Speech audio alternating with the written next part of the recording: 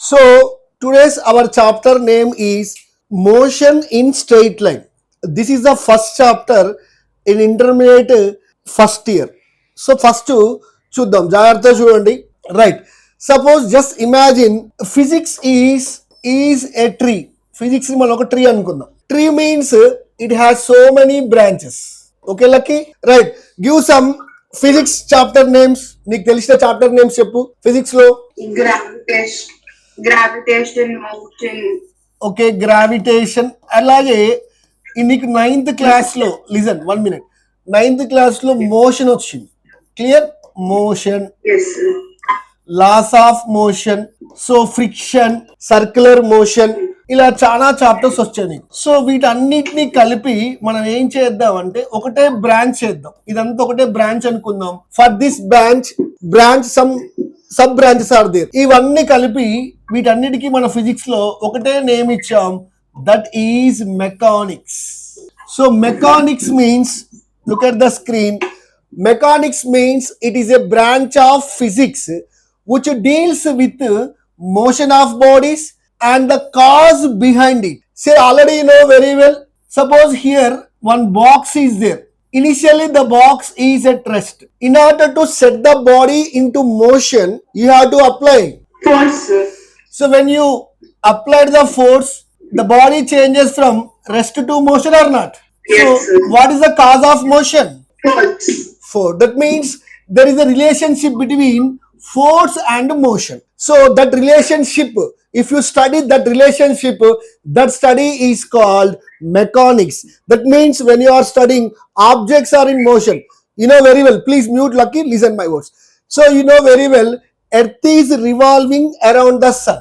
See here, earth is revolving around the sun. That means earth is in motion.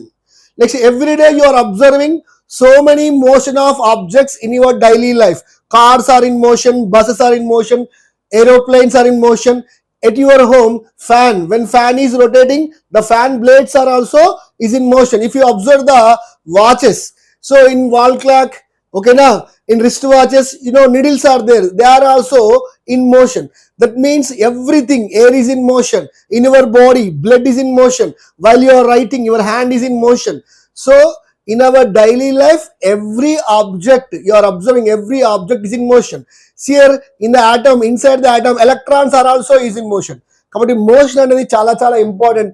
But ఇక్కడ మనం పెద్ద objects motion చదువుకుంటాం. Mechanics లో పెద్ద పెద్ద ఆబ్జెక్ట్స్ అంటే sun, earth, bus, car, flight, aeroplane, ఇలా పెద్ద పెద్ద ఆబ్జెక్ట్స్ మోషన్ చదువుకుంటాం. And what is the cause of motion means that is force. ఈ రెండింటి రిలేషన్ చదివితే that is mechanics. No, the study of mechanics is divided into 3 parts. One is statics, another one is kinematics, and third one is dynamics. So what is statics? Statics means already we know very well, the objects are at rest. Suppose if you observe buildings ఎలా ఉంటాయి? Rest లో ఉంటాయి. మరి rest లో ఉన్నప్పుడు వాటి మీద కొన్ని ఫోర్సెస్ ఉంటాయా ఉండవా? ఉన్నా కానీ ఆబ్జెక్ట్స్ ఎందులో ఉన్నాయి?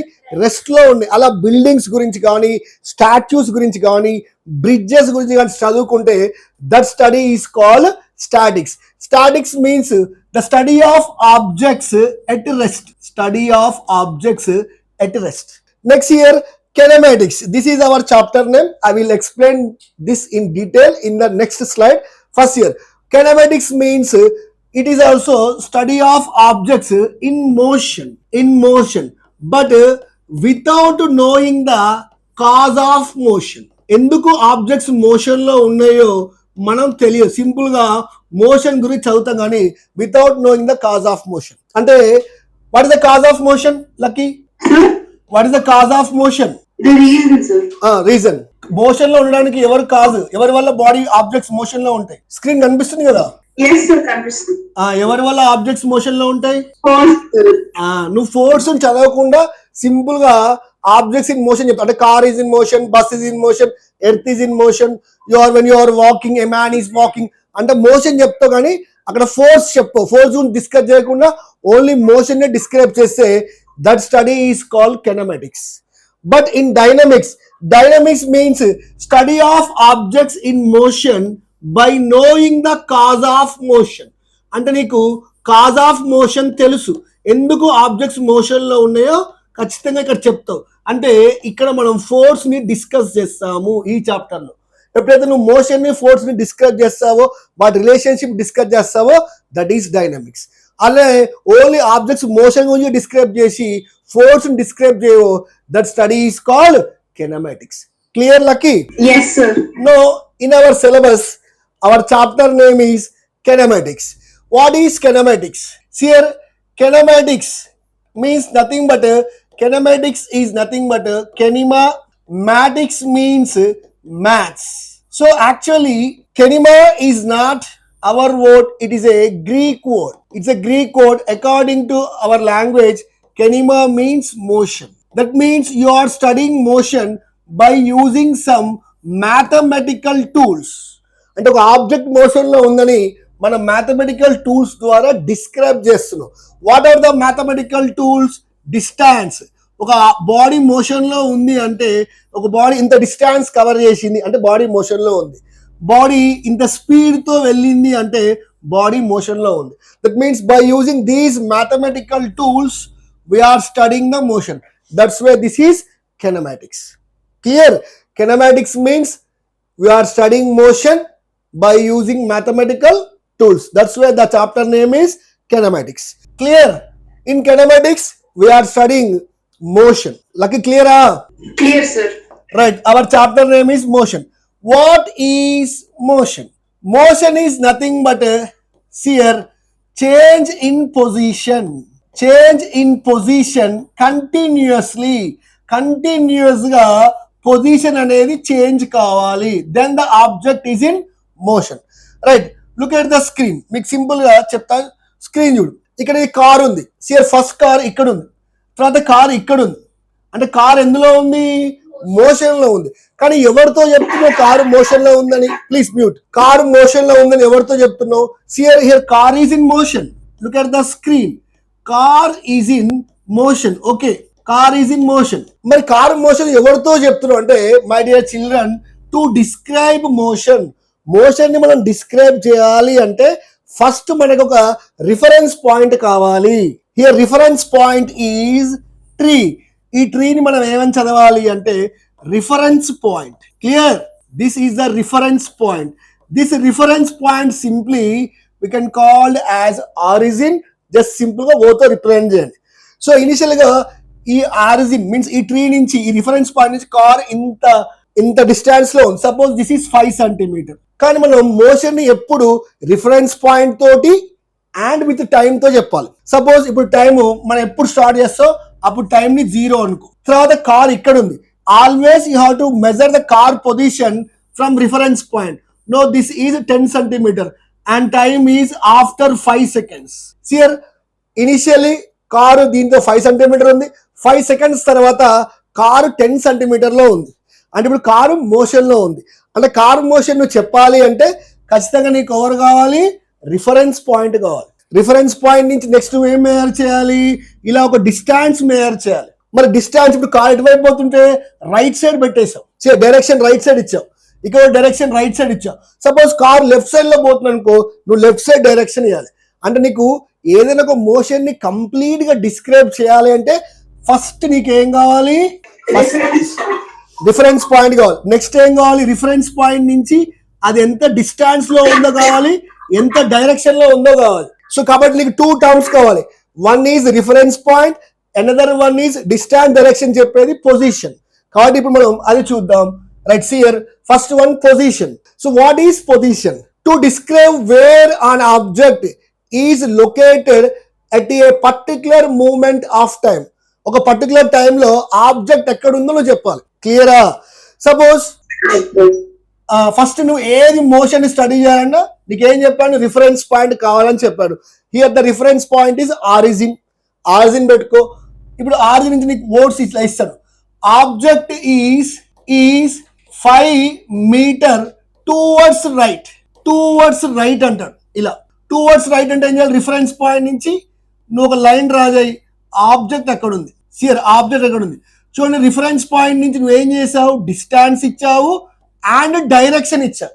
సియర్ from reference point, here from reference point clear? From reference point, here reference point is origin. Origin నుంచి నువ్వు ఏం చేసావు, డిస్టెన్స్ ఇచ్చావు ప్లస్ డైరెక్షన్ కూడా ఇచ్చావు. డిస్టెన్స్ ఇచ్చావు, డైరెక్షన్ ఇచ్చావు. So distance is 5 metre, distance is 5 metre plus పెడుతున్నా పక్కన. ప్లస్ ఎందుకు పెట్టావు, రిఫరెన్స్ పాయింట్కి రైట్ సైడ్ లో ఉంది కాబట్టి ప్లస్ పెట్టావు. అంటే ప్లస్ అంటే direction and distance plus direction from reference point ఇస్తే that is called position. So that is called position. Position means reference point నుంచి ఎంత డిస్టెన్స్ లో ఉంది, ఏ డైరెక్షన్ లో ఉందో తెలిసిందనుకో, అప్పుడు నువ్వు ఆబ్జెక్ట్ ని ఎగ్జాక్ట్ గా లొకేట్ చేస్తావా, లొకేట్ చేయవా? రైట్. ఇప్పుడు నీకు ఇలా ఇస్తా, the object is 3 metre minus 3 metre from reference point అంట. అంటే ఫ్రమ్ ట్రీ 90 ట్రీ ఉంది, ట్రీ నుంచి ఒక బాక్స్ నేను 3 మీటర్ మైనస్ డిస్టెన్స్ లో పెట్టా. అంటే ఏం చేస్తావు? Left side. Very good. Here reference point is origin or not? This tree is the reference point. అక్కడ ఆరిజిన్ పెట్టుకో. ఆరిజిన్ నుంచి ఎంత డిస్టెన్స్ రా చేసుకో? 3 meters. ఏ డైరెక్షన్, లెఫ్ట్ ఆర్ రైటా? Left, sir. This is called position. దీన్ని పొజిషన్ అంటారు. క్లియరా? రిఫరెన్స్ పాయింట్ నుంచి డిస్టెన్స్ అండ్ డైరెక్షన్ చూపిస్తే దాన్ని పొజిషన్ అంటారు. అంటే బై పొజిషన్ తెలిస్తే నువ్వు ఆబ్జెక్ట్ ని లొకేట్ చేయొచ్చు. So what is position means the position of a particle is the location of the particle with respect to origin at a particular time. Clear? This is the position definition. That means position ని మనం ఎలా represent చేద్దాం అంటే simple గా ఒక vector తో represent చేద్దాం. ఎందుకంటే వెక్టార్ అంటే దీనికి డిస్టెన్స్ ఉంటుంది, డైరెక్షన్ కూడా ఉంటుంది కాబట్టి ఆ position is represented by a vector. It has direction and length. క్లియరా? అంటే పొజిషన్ తెలిస్తే రిఫరెన్స్ పాయింట్ నుంచి పొజిషన్ చేస్తే నువ్వు ఈజీగా ఆబ్జెక్ట్ ని లొకేట్ చేయొచ్చు. క్లియరా? Next here reference point. ఇప్పుడే మీకు చెప్పాను రిఫరెన్స్ పాయింట్. ఇక్కడ కారు యొక్క పొజిషన్ మనం మేజర్ చేయాలి. అంటే first we need a reference point. Here tree is the reference point. ఓకేనా? రిఫరెన్స్ పాయింట్ నుంచి మనం పొజిషన్ మేజర్ చేస్తాం. చూడండి, ఎప్పుడు రిఫరెన్స్ పాయింట్ నుంచి పొజిషన్ మేజర్ చేయాలి. క్లియరా? So reference point is a fixed point which is used for comparison to determine the position or motion of another object. ఒక ఆబ్జెక్ట్ యొక్క పొజిషన్ ని, దాని మోషన్ ని చెప్పడానికి మనకు ఒక ఫిక్స్డ్ పాయింట్ కావాలి. That fixed point is called reference point. క్లియరా? Look at the screen. Frame of reference. That means to describe motion of an object first we need a reference point, that is origin. Okay, next object ఇక్కడ ఉంది. ఇప్పుడు object ఎక్కడ ఉంది అంటే reference point నుంచి మనం ఏం చేస్తాం, పొజిషన్ డ్రా చేస్తాం. Suppose this is 5 centimetre. Okay, it is straight line. Okay, sometimes object plane లో ఉండొచ్చు, సమ్ టైమ్స్ ఆబ్జెక్ట్ స్పేస్ లో ఉండొచ్చు. కాబట్టి మనకి ఏం కావాలంటే we need a coordinate system. Here we need a coordinate system that is x-axis and y-axis and z-axis. ఇవన్నీ ఎక్కడ ఇంటర్సెక్ట్ అయితే that is the origin, that is the reference point. ఓకేనా? So it is a coordinate system and reference point. ఇదంతా కలిపి మనం frame of reference అంటాం. అంటే ఇప్పుడు ఈ ఫ్రేమ్ ఆఫ్ రిఫరెన్స్ తోటి మనం ఆబ్జెక్ట్ యొక్క పొజిషన్ ని, మోషన్ ని మనం ఈజీగా డిస్క్రైబ్ చేయొచ్చు. అంటే ఎప్పుడు నువ్వు ఏం చేయాలి, ఒక మోషన్ ని స్టడీ చేస్తున్నప్పుడు ఈ ఫ్రేమ్ ఆఫ్ రిఫరెన్స్ అటాచ్ చేసి విత్ రెస్పెక్ట్ టు ఈ ఫ్రేమ్ ఆఫ్ రిఫరెన్స్ తో నువ్వు ఆబ్జెక్ట్ మోషన్ ని స్టడీ చేయాలి. సపోజ్ ఇక్కడ ఒకటి నిలబడ్డాడు. సో వాడి పొజిషన్ చెప్పమంట. ఎక్కడి నుంచి చెప్పాలి position? Origin, reference point. Origin నుంచి ఇలా పొజిషన్ రాసుకో. ఇప్పుడు మన పొజిషన్ చెప్పినాడు ఎంత ఉంటుంది, ఓన్లీ ఎక్స్ కోఆర్డినేట్ ఉంది కాబట్టి సపోజ్ దట్ ఈస్ 5 సెంటీమీటర్. ఓకేనా? Suppose if that fellow is in plane, ఇలా XY ప్లేన్ లో ఉన్నాడు. సపోజ్ ఇలా XY ప్లేన్ లో ఉన్నాడు. అప్పుడు ఏం చేయ, వాడి నుంచి ఒక Y యాక్సిస్ మీద ఒక పర్పెండిక్యులర్ డ్రా చేయి, X యాక్సిస్ మీదకి ఒక పర్పెండిక్యులర్ డ్రా చేయి. దట్ మీన్స్ ఇంత X చేంజ్ అయింది, ఇంత Y చేంజ్ అయింది. సో మెజర్ చేయి Y, this is 10 centimetre.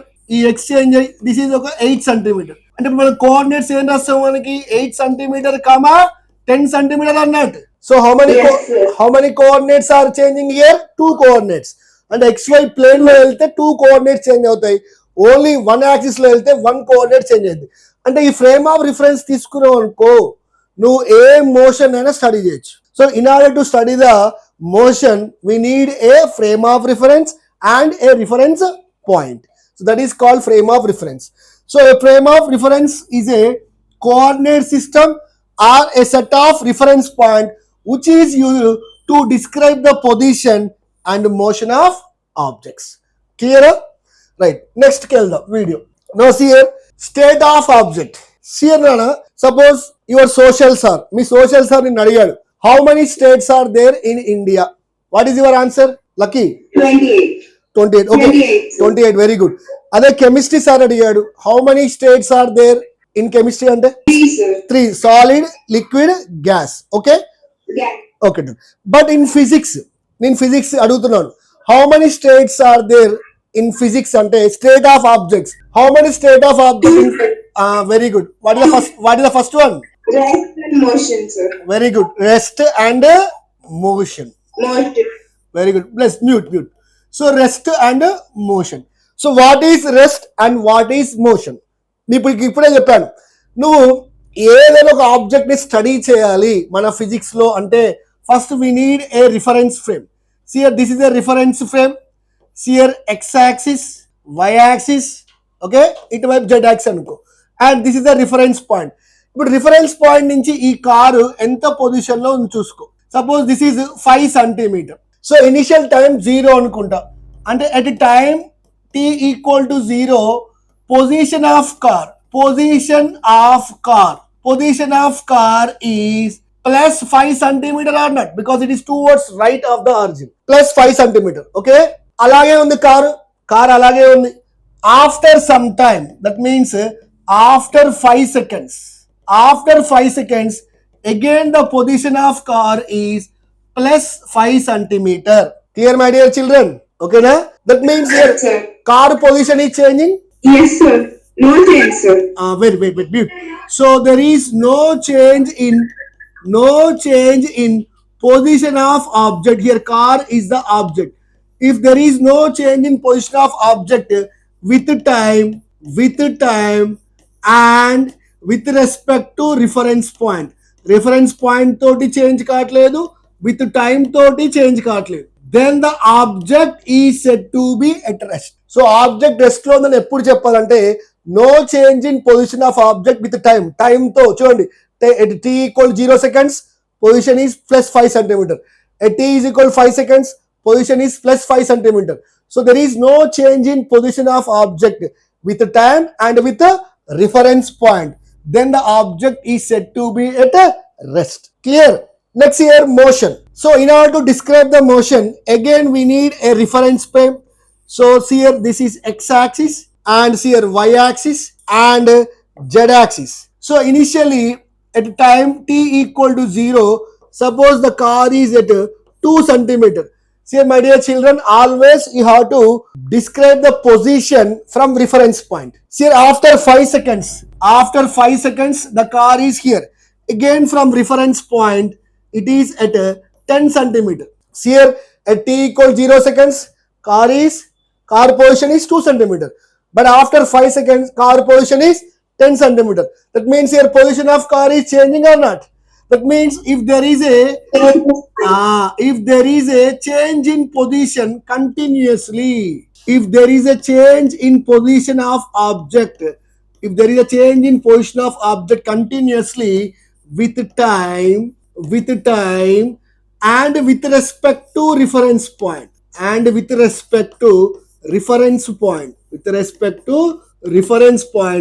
then the object is said to be in a motion. Clear? Lucky clear? Yes, sir.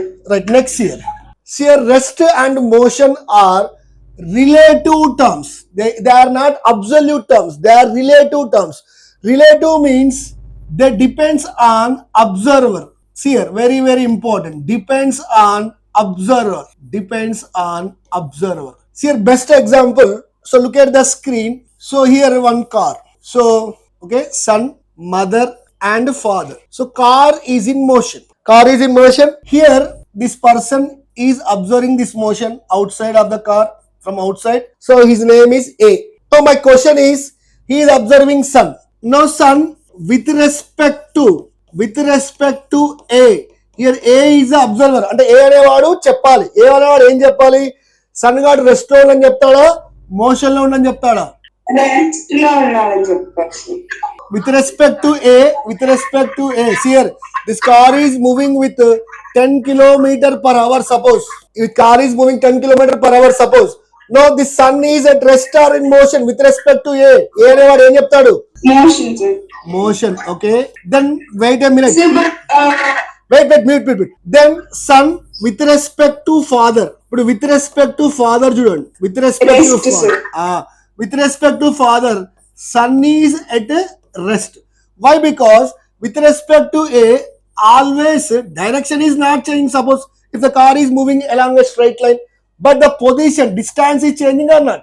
Distance is changing means position also changes. But here with respect to father, the son distance is not changing because they are seated. They are fixed seated. Okay na?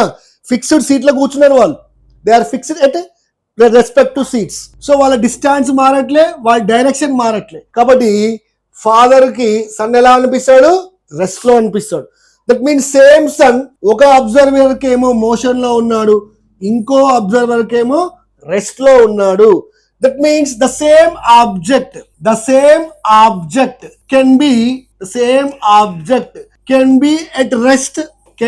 at rest with one observer, with one observer, and in motion with another observer. Clear? With another observer.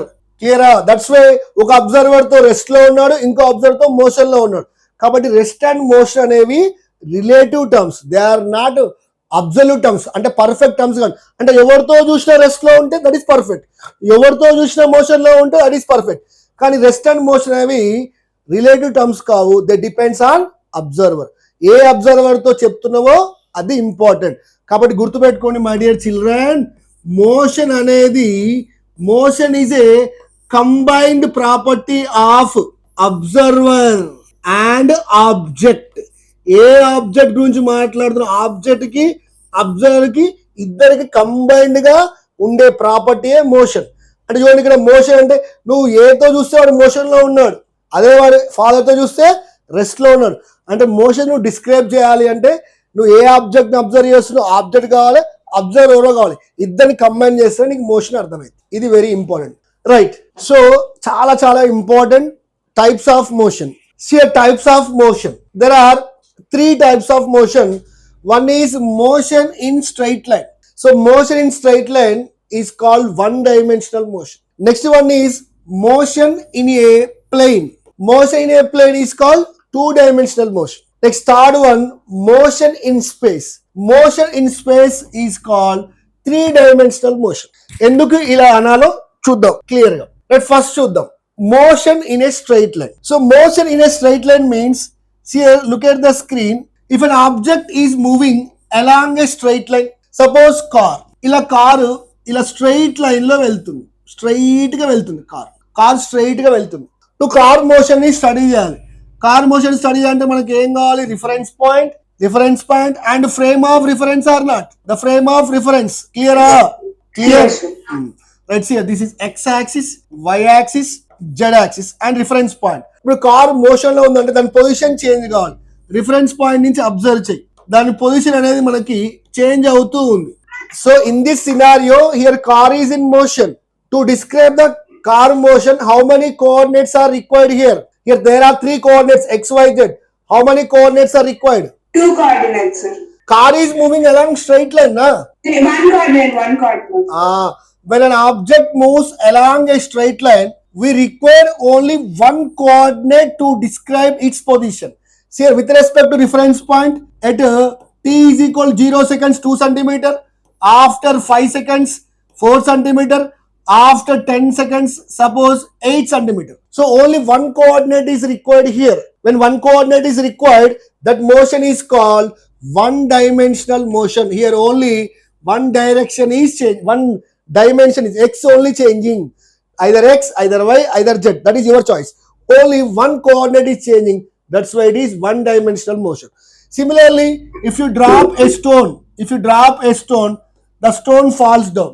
Here also see, here only y coordinate is changing.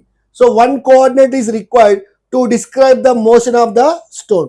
That's why it is also one dimensional motion. So one dimensional motion means when an object moves along straight line, to describe its motion we need only one coordinate. So straight line motion in your lower classes, it is also called as rectilinear motion. Straight line motion means rectilinear motion. Rectilinear motion. Right. Next here, motion in a plane. Suppose look at the screen, you kicked a football. నువ్వు football ని kick చేసావు, అప్పుడు football ఎలా అవుతుంది, ఇలా ఇలా వెళ్ళి ఇలా పడుతుంది. క్లియర్? ఎక్కడ స్టార్ట్ అయిందో అక్కడ రిఫరెన్స్ పాయింట్ పెట్టేసి see here x axis, y axis, z axis. No initially at time t is equal to 0 the football is here, but after some time the football is here. Football is here means here ఏం చెప్పాను, అక్కడ నుంచి y మీద perpendicular రాజే, x మీద perpendicular Raje. This much x, suppose this is 1 centimeter, this much y, that is 2 centimeter. That means here 1 centimeter comma 2 centimeter రాసిస్తాం. క్లియరా? Suppose the football is here, then ఆ football నుంచి x axis కి perpendicular రాజాయి, y axis perpendicular రాజాయి. So x axis మీద ఎంత, suppose this is 4 centimeter, y axis that is 6 centimeter. So ఇక్కడ కోఆర్డినేట్స్ ఏమవుతుంది, 4 centimeter comma 6 centimeter. That means to describe the position, ball is here, football is here. To describe its position, this time how many coordinates are required? 2 coordinates are required. If 2 coordinates are required to describe its position, then that motion is called motion in a plane. And this is also called as 2D motion. 2D motion means 2-dimensional motion. That means when a body is moving along a circular path లో move అవుతుంది body. Suppose this a reference line, suppose body ఇక్కడ ఉందంటే how many coordinates, x change అయింది, దిస్ మచ్ x is changing, this much y is changing. That means when a body is moving in a circular path, in circular motion, here also 2 coordinates are required to specify its position. That's why circular motion is a 2-dimensional motion. Clear? So if 2 coordinates are required to describe the position, that motion is called 2-dimensional motion. Next here, motion in space. Motion in space means this is 3-dimensional. That means 3 coordinates are required to describe its position. Best example, bird. You know bird. A bird is flying.